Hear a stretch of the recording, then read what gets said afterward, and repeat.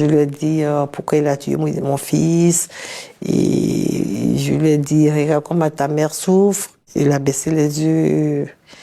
C'est tout, quoi. Au début, tous les jeunes qui viennent à la maison, tata, on veut venger Ismaël.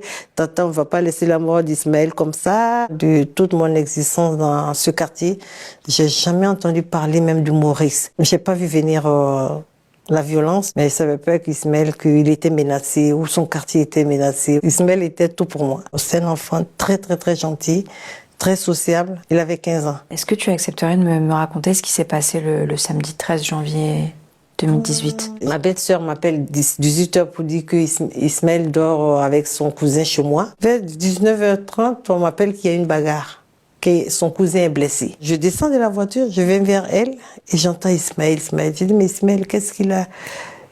Elle répond pas. Et c'est le policier qui me dit, oui, votre fils est décédé, il est à l'hôpital Salpêtrière. Cette phrase, je l'entends tous les jours. Et je pense que le ciel s'est écroulé sur moi. C'était très, très, très difficile. Et tu m'as dit qu'il a fallu 2 ans avant de savoir ce qui s'était réellement passé. On a attendu 2 ans parce que les jeunes, personne ne veut dénoncer. Tu vois, la loyauté, ça existe partout dans les quartiers. Hein. Les jeunes, ils font les bêtises ensemble, mais personne ne veut dénoncer son ami. Ils étaient mineurs?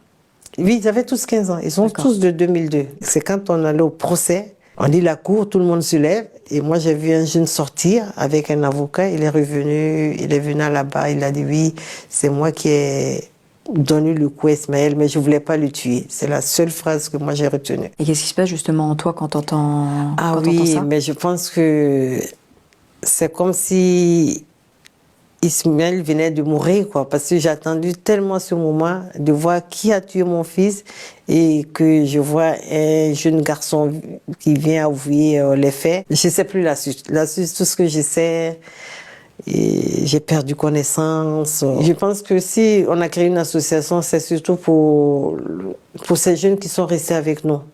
Parce que depuis le décès de mon fils, ils sont là. Ça fait 8 ans, ils sont toujours là. Et puis on a compris qu'on pouvait les aider aussi. Hein. Parce qu'au début, tous les jeunes qui viennent à la maison, tata, on veut venger Ismaël. Tata, on va pas laisser la mort d'Ismaël comme ça. Mais non, moi je leur disais, non, c'est pas le moment de venger Ismaël. On va enterrer Ismaël. J'ai eu vraiment à travailler avec ces jeunes. À leur faire comprendre que ça serait... Ismaël ne saura même pas que vous l'avez vengé. Et moi, je ne veux pas voir un autre enfant mourir à la place d'Ismaël encore. Avec ces jeunes, on a essayé de les comprendre, de leur faire parler, surtout de les écouter, parce qu'ils avaient besoin aussi d'être écoutés.